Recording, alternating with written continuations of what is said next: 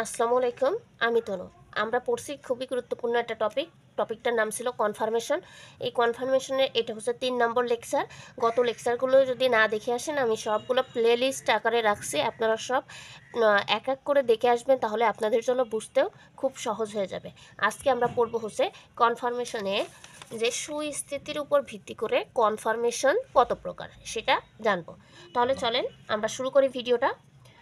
সুস্থিতির উপর ভিত্তি করে কনফার্মেশন হচ্ছে ৩ প্রকার। একটা হচ্ছে ইক্লিপসড কনফার্মেশন, একটা হচ্ছে স্টাগার্ড কনফার্মেশন, আর একটা হচ্ছে গস কনফার্মেশন। তাহলে সুস্থিতির উপর ভিত্তি করে কনফার্মেশন কত প্রকার গেল? কনফার্মেশন হচ্ছে ৩ প্রকার। কি কি? ইক্লিপসড কনফার্মেশন, স্টাগার্ড কনফার্মেশন এবং গস কনফার্মেশন। অলরেডি আমরা ইক্লিপস কনফার্মেশন এবং স্টাগার্ড কনফার্মেশন সম্পর্কে ধারণা নিয়ে এসেছি। এখন আমরা জানবো হচ্ছে গস কনফার্মেশনটা কি। দেখেন, এই যে স্টাগার্ড কনফার্মেশন, এই স্টাগার্ড কনফার্মেশন থেকেই আসছে এই গস কনফার্মেশন। এখান থেকে আরেকটা কনফার্মেশন আসবে, সেটা হচ্ছে অ্যান্টি কনফার্মেশন। আস্তে আস্তে আমি দেখানোর চেষ্টা করছি যে কনফার্মেশনগুলো কি কি। এখন এই গস কনফার্মেশন সম্পর্কে জানবো, কিন্তু এই গস কনফার্মেশন এর সংজ্ঞা যদি আমি বলি তাহলে আপনারা ওইভাবে বুঝবেন না, আমাকে চিত্র সহকারে খুব ভালো করে দেখাইতে হবে, তাহলেই বুঝবেন। তাহলেও আমি সংজ্ঞাটা লিখে রাখছি বইতে, যেইভাবে সংজ্ঞাটা দিয়ে থাকে। আপনারা পড়লে আমি আশা করি যে এই জিনিসটা বুঝবেন না, তারপরে আমি যখন ডিটেলসে চিত্র দেখে বোঝাবো, হ্যাঁ, তখন আশা করি যে বুঝবেন।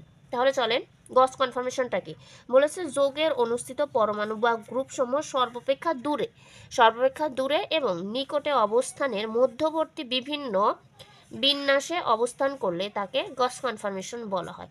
দেখেন, সর্বাপেক্ষা দূরে এবং নিকটের একটা মধ্যবর্তী পর্যায় যদি থাকে সেটাকে বলা হচ্ছে গস কনফার্মেশন। ঠিক আছে, এখন দেখেন, গস কনফার্মেশন যদি আমরা বুঝাইতে চাই তাহলে এটার দিকে একটু খেয়াল করেন। এটা হচ্ছে আমরা এন বিউটেন নিছি। হ্যাঁ, এন বিউটেন বলতে এই একটা কার্বন নিছি, এই একটা কার্বন নিছি, আর বোঝানোর জন্য এই দুইটা কার্বন, অর্থাৎ 4টা কার্বন, বিউটেনে 4টা কার্বন থাকে আর বাকিগুলো হাইড্রোজেন। এই যে পিঙ্ক কালারের এগুলো হাইড্রোজেন, এই হলুদটা কি? এই হলুদটা কি নিচ্ছি? এই যে মিথাইল মূলক। ঠিক আছে, আর এটা কার্বন আর এটা কার্বন। চিত্রটা যে এটা জানেন, হ্যাঁ, সেক্ষেত্রে বুঝবেন।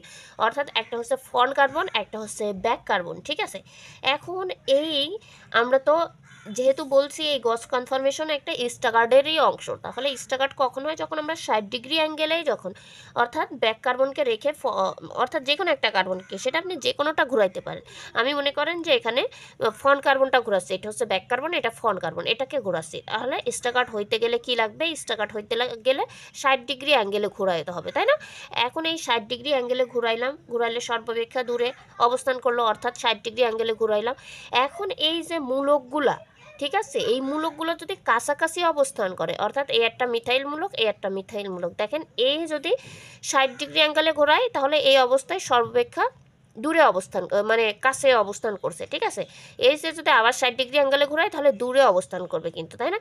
তাহলে এরকম যে অবস্থান, অর্থাৎ কাছাকাছি অবস্থানে থাকবে। এটা যদি একটু খুলে দিই বন্ধনটা, দেখেন, যদি এই মূলকগুলা কি হয়, একই রকম মূলক যদি একটু কাছাকাছি 60 ডিগ্রি অ্যাঙ্গেলে থাকে, তাহলে এই যে অবস্থাকে, এটাকে আমরা গজ বলে থাকি। ঠিক আছে, এটাকে যদি আমি এই পাশে ঘুরাইতাম তাহলে 60 ডিগ্রি অ্যাঙ্গেল দিলে এইটা আর এই যে হলুদ হলুদ, এটা কি হইতো? এটা যেহেতু কাছাকাছি অবস্থান আছে 60 ডিগ্রি, এটা গজ হইতো। হ্যাঁ, আবার যদি আমার এই যে এরকম ঘুরাইতে ঘুরাইতে যদি আমার এটা আসতো তাহলে কিন্তু গজ হতো না। অর্থাৎ মূলকগুলো যদি এখানে হাইড্রোজেন আর মিথাইল মূলক হয়েছে, এটাকে আমরা স্টাগার্ড বলতে পারি, গজ বলতে পারি না কিন্তু। অর্থাৎ এই মিথাইল মূলকগুলা যদি কাছাকাছি, অর্থাৎ বিভিন্ন গ্রুপ হতে পারে, কিন্তু আমি যেহেতু আপনাদের এই যে কনফার্মেশনে এন বিউটেন থাকে, এই এন বিউটেন, অর্থাৎ আমি সিলেবাসের বাইরে কথা বলতে চাচ্ছি না এখানে। ঠিক আছে, অর্থাৎ এই রকম যদি থাকে, অর্থাৎ এই যে গ্রুপগুলো মিথাইলমূলক একটা আর মিথাইলমূলক একটা যদি 60 ডিগ্রি অ্যাঙ্গেলে থাকে, তখন এটাকে গস কনফার্মেশন বলে থাকি। এবার দেখেন, এটা একটু চিন্তা করেন চিত্রটা। এই চিত্রটা দেখেন, এটা হচ্ছে এন বিউটেনের চিত্র। এই যে নীলটা দেখছেন, এটা হচ্ছে ব্যাক কার্বন, এটা হচ্ছে ফ্রন্ট কার্বন, আর এই পাশেটা হচ্ছে ব্যাক কার্বন। ঠিক আছে, এখন যদি আমি ঘুরাই 60 ডিগ্রি অ্যাঙ্গেলে, দেখেন এই মিথাইল মূলকটা আর এই মিথাইল মূলকটা সর্বাপেক্ষা কাছে অবস্থান করছে। ঠিক আছে, এটাকেই বলা হচ্ছে কি, আমাদের এটাকেই বলা হচ্ছে, এরকম যদি হয় তাহলে এটাকেই আমরা বলতে পারবো যে কি, গস কনফার্মেশন। এখানে যদি আমি হাইড্রোজেন দিতাম বা ক্লোরিন দিতাম তাহলে কিন্তু এই মূলকগুলো কাছাকাছি হয়েছে না, এটা এক রকমের মূলক, এটা ভিন্ন রকমের মূলক, সেক্ষেত্রে আমাদের গস কনফার্মেশন কিন্তু হইতো না। ঠিক আছে, আশা করি এই গস কনফার্মেশনটা বোঝাইতে পারছি। আর এদের ভিতরে দূরত্ব কতটুকু হবে, 60 ডিগ্রি অ্যাঙ্গেল হবে কিন্তু, হ্যাঁ। তাহলেই কি হবে, গস কনফার্মেশন। তাহলে এই গস কনফার্মেশনটা কিসের অংশ, স্টাগার্ডের কিন্তু একটা অংশ, ঠিক আছে। আর যদি একই সবগুলো একই মূলক পরমাণু বা মূলক হয়, যেমন আমরা এটা ইথেন দেখছিলাম সবগুলো হাইড্রোজেন, এটা যদি হয় সেক্ষেত্রে আমরা এটাকে আর গস ধরবো না, এটাকে আমরা স্টাগার্ড দিয়ে চালিয়ে দেবো, ঠিক আছে। অর্থাৎ ভিন্ন ধর্ম যখন মূলক থাকবে তখন আমরা এখানে গস নিয়ে আসবো, এইভাবেও নিয়ে আসা যায়, এটাও বলা যায়, কিন্তু আমরা এটা করব না, ঠিক আছে। এটাকে আমরা স্টাগার্ড বলবো। আর যখন ভিন্ন ধর্মী মূলক চলে আসবে, ঠিক আছে, একই রকমের মূলক বা পরমাণু থাকবে না, বিভিন্ন ভিন্ন ধর্মী মূলক বা পরমাণু থাকবে, সেক্ষেত্রে আমরা এখানে গজ নিয়ে আসবো, ঠিক আছে। এটাও কিন্তু আমরা গজ বলতে পারি, কিন্তু বলবো না, এটাকে আমরা স্টাগার্ড বলবো, ঠিক আছে। অর্থাৎ এটা যদি ইথেন হয়, এদের তিনটা কি হচ্ছে, হাইড্রোজেন আছে, আমরা 60 ডিগ্রি অ্যাঙ্গেলে ঘুরাই আমরা পড়ে আসছিলাম, স্টাগার্ড হয়ে থাকে। আর আমি বলছি স্টাগার্ডটাই একটা গজের একটা অংশ, এই জন্যই বুঝাইলাম, ঠিক আছে। এবার দেখেন আমি 4টা চিত্র দিয়ে আপনাদের ভালো করে বোঝানোর চেষ্টা করব যে কোনটার স্থিতিশক্তি বেশি, ঠিক আছে। দেখেন স্থিতিশক্তি বোঝানোর আগে আমার একটা কনফার্মেশন সম্পর্কে আপনাদের জানানোর প্রয়োজন, সেটা হচ্ছে অ্যান্টি কনফার্মেশন।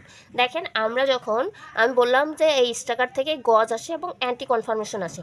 এবার অ্যান্টি কনফার্মেশনটা কখন হয়, আমরা যখন পড়ছিলাম যে মিথাইল মূলক আর এই মিথাইল মূলক যখন কাছাকাছি থাকছিল তখন আমরা বলছিলাম এটাকে গজ, ঠিক আছে।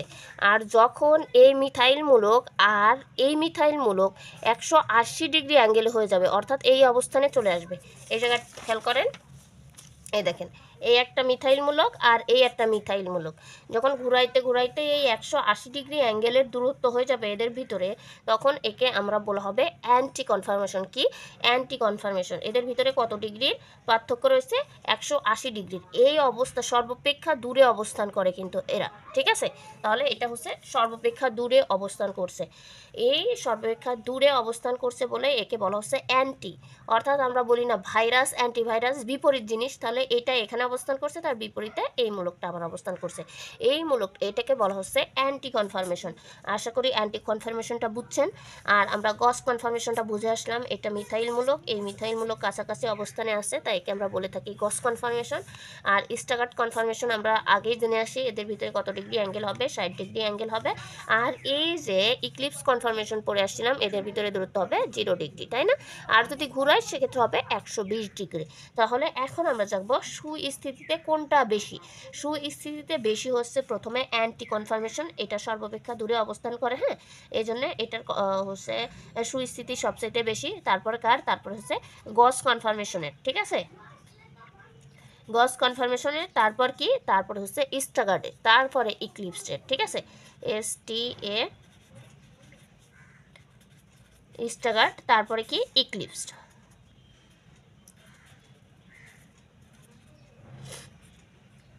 ইক্লিপস। তাহলে এই যে আমরা পড়লাম যে সুস্থিতির ভিত্তিতে, এগুলো কিন্তু আমরা যখন আপনাদের কোশ্চেন সলভ করতে যাব এন বিউটেন বা ইথেনের কনফার্মেশন, তখন কিন্তু এই সুস্থিতির বিষয়টা আপনাদের লাগবে এবং শক্তির পার্থক্যটা লাগবে, ঠিক আছে।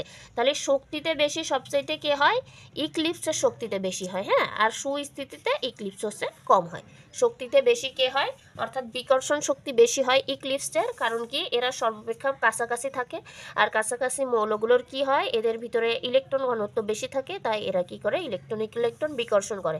আর যারা বিকর্ষণ শক্তি বেশি তাদের হচ্ছে সুস্থিতি কম, ঠিক আছে। এটা আমরা যখন ওই মোচড় টান পড়বো তখন বা বেয়ার টান পড়বো তখন আরও বেশি ভালো করে জানবো। এখন তাহলে আমরা বুঝলাম যে সুস্থিতির ভিত্তিতে কনফার্মেশন আসছে কত প্রকার, 4 প্রকার, মূলত 3 প্রকার বলতে পারি। অর্থাৎ আমরা পড়ে আসছি মূলত কনফার্মেশন 2 প্রকার, ওই 2 প্রকার থেকে সুস্থিতির ভিত্তি করলে 3 প্রকার। এখন 3 প্রকার ওই স্টাগার্ড থেকেই আসছে, কিন্তু ইক্লিপসের জায়গায় থাকছে স্টাগার্ড থেকে, অর্থাৎ 60 ডিগ্রি অ্যাঙ্গেলে ঘুরাইতে। এখানেও কিন্তু আমরা এই যখন গস পড়ছে এখানেও কিন্তু আমরা কয় ডিগ্রি ঘুরাইছিলাম, 60 ডিগ্রি ঘুরাইছিলাম না, অর্থাৎ স্টাগার্ড থেকেই কিন্তু এগুলো উৎপন্ন হচ্ছে। এখানেও এটাও কিন্তু আমরা 60 ডিগ্রি ঘুরাইতে ঘুরাইতে এক সময় এসে যখন কত হচ্ছে, এটার ভিতরে 180 ডিগ্রি দূরত্ব যখন হচ্ছে তখনই। তাহলে এগুলো কিন্তু স্টাগার্ডের অংশ, ঠিক আছে। তাহলে সুস্থিতির ভিত্তিতে আমরা যে হচ্ছে কনফার্মেশনগুলো ভাগ করতে পারলাম। তাহলে আমরা যদি আবার রিভিশনটা নিই, সেক্ষেত্রে আমরা বলতে পারি সুস্থিতির ভিত্তিতে কনফার্মেশন কত প্রকার, 3 প্রকার। তার ভিতরে আছে মূলত ইক্লিপসড, স্টাগার্ড এবং গজ। এবার গজের ভিতর থেকে আবার আসে কোনটা, গজের ভিতর থেকে বা স্টাগার্ডের ভিতর থেকে আসে আবার অ্যান্টি কনফার্মেশন। আশা করি আপনারা বুঝতে পারছেন বিষয়টা কি। যদি বুঝে থাকেন তাহলে আমাকে কমেন্ট করে জানাবেন, এবং আপনারা ভিডিও দেখে লাইক করবেন। আপনাদের একটা লাইক, একটা কমেন্ট, একটা শেয়ার আমার ভিডিও বানানো উৎসাহ দিবে। আশা করি আপনারা আমার যদি ইউটিউব চ্যানেল থেকে ভিডিওটা দেখেন তাহলে অবশ্যই ইউটিউব চ্যানেলটা সাবস্ক্রাইব করে রাখবেন। ইউটিউব চ্যানেলের নাম হচ্ছে বিএসসি কেমিস্ট্রি প্লাস। আর আপনারা যারা খুব অনেক বিষয় জানতে চান তাহলে আমার এই পেজের নাম হচ্ছে রসিন রসায়ন, এই পেজের সাথে যুক্ত হয়ে যাইতে পারেন। তাহলে আমার যে টুকটাক বিষয় নিয়ে আমি এখানে আলোচনা করে থাকি এগুলোও জানতে পারবেন। আর এই যে আমার ইউটিউব চ্যানেলটা, এটা শুধুমাত্র আমাদের বিএসসির জন্য। সেক্ষেত্রে আমি এখানে আর ছোটোখাটো বিষয় নিয়ে আলোচনা করি না, এখানে আমাদের বইয়ের টপিকগুলাই আলোচনা করা হয়। তাহলে আপনাদের সুস্বাস্থ্য কামনা করে আজকের ভিডিও এই পর্যন্তই। আসসালামু আলাইকুম।